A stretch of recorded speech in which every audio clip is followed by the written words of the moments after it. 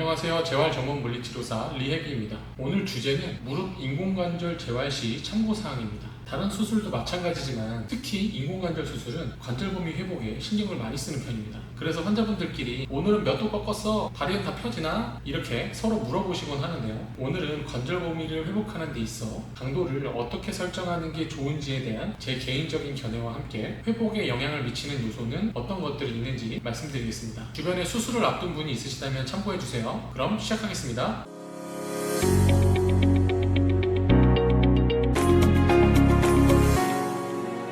인공관절, 무릎에서 하는 최후의 수술입니다. 퇴행성 변화로 연골의 염증 및 손상, 그리고 통증이나 변형을 동반한 퇴행성 관절염 말기에 고려하는 수술입니다. 무릎에 적용하는 주사, 재활, 그리고 관절염 중기에 하는 수술은 관절염 말기까지 가는 속도를 늦추기 위해서 하는 치료입니다. 당연히 관절염이 있더라도 관리를 잘해서 있는 그대로 사용하면 좋겠지만 걷기 힘들 정도로 통증이 심해서 일상생활이 불가능한 분들의 삶의 질을 올리기 위해서 시행합니다. 인공관절은 수술 과정에서 이미 구조적인 부분이 완성이 되기 때문에 고정기간이 필요 없이 CPM을 시작하고 걷는 게 가능합니다. 굴곡과 신전도 수술실에서 다 만들고 나오기 때문에 당장에는 꺾는 게 잘 안 되더라도 시간이 지나면 회복이 된다고 합니다. 하지만 시간이 지난다고 다 회복이 잘 된다면 인공관절 수술하면 뻗정다리 된다는 표현이 생기지 않았겠죠. 꾸준하고 적당한 관리는 필요합니다. 즉, 재활이 중요합니다.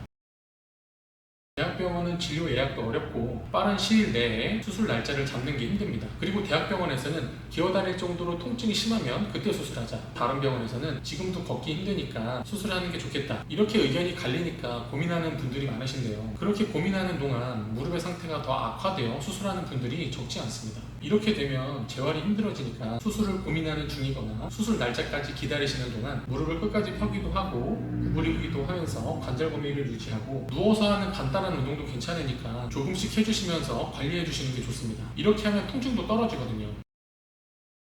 두 가지 경우를 들어보겠습니다. 제가 초년차에 있던 병원의 주치 소견은 퇴원 전까지 적극적으로 관절 범위를 확보해달라 였습니다. 환자분들은 통증을 참으려고 손수건을 입에 물기도 하시고 소리를 지르기도 하시면서 치료를 받으셨습니다. 당연히 저녁에도 밤에도 엄청 아파하시죠. 그래도 주치의 처방이라 환자분들이 꾹 참고 견디셨어요. 그렇게 주치의와 치료사들의 응원 속에 매일같이 반복하니까 당연히 관절 범위가 좋아졌습니다. 현재 다니고 있는 병원의 주치의 소견은 너무 아프지 않게, 그래서 환자의 컨디션, 운동 능력에 따라서 담당 치료사가 치료 강도를 설정합니다. 그래서 지금의 저는 적당히 참을 수 있는 정도 내에서 계속 반복해요. 주치의의 특별한 처방이 아니면 그렇게 강도를 올리지 않습니다. 강도를 높여서 억지로 꺾으려고 하면 보호 반응이 나타나 더 뻣뻣해지는 경우가 흔하기 때문입니다. 마치 겁먹은 아이에게 윽박 지르면 더 움츠러드는 것처럼요. 그래서 아이달레드 근육을 천천히 풀어주고 적당히 참을 수 있는 정도로 관절을 꺾으면서 봐봐, 이 정도로 움직여도 별로 아프지도 않고 문제가 없지? 그러니까 더 움츠러들지 않아도 돼. 이런 식으로 관절에 계속 신호를 줍니다. 그렇게 뻣뻣한 연무 조직이 풀어지게 만드는 거예요. 두 가지를 말씀드렸잖아요. 둘 다 효과가 있다면 뭐가 더 좋아 보이시나요? 저는 당연히 후자 쪽입니다. 강도를 높여서 하는 재활이 효과가 없는 건 아니지만 보호 반응이 심하게 나타날 가능성이 크고 환자의 컨디션이 들쭉날쭉하는 경우가 많아서 재활을 하는 입장에서 회복을 예측하기가 어렵습니다. 인공관절은 절개 범위가 크고 수술 방법이 터프하기 때문에 수술 후 근육의 긴장도가 굉장히 높습니다. 그 상태에서 강하게 꺾으면 내가 그 통증을 해롭다라고 판단하면서 관절을 더 보호하게 될 가능성이 커요. 그래서 저는 관절을 움직이기 전에 환자분과 일상 얘기를 하면서 근육들을 서서히 이완시킵니다. 처음에 치료실에 내려오시면 무지막지하게 꺾는 줄 알고 긴장하고 있으신 경우가 많거든요. 어디서 오셨는지, 무슨 일을 하시다가 이렇게 관절이 상하셨는지, 이렇게 대화를 하다 보면 환자분의 긴장이 풀리면서 근육의 이완도 더 잘 되고 관절을 움직이기 쉬운 준비 상태가 만들어집니다. 그때 서서히 참을 수 있는 정도 내에서 관절 범위 회복을 위해 노력하죠. 전 윽박 지르는 방법보다 이 방법을 선호합니다. 그런데 재활을 더욱 수월하게 만들기 위해서 고려해야 되는 사항이 있습니다.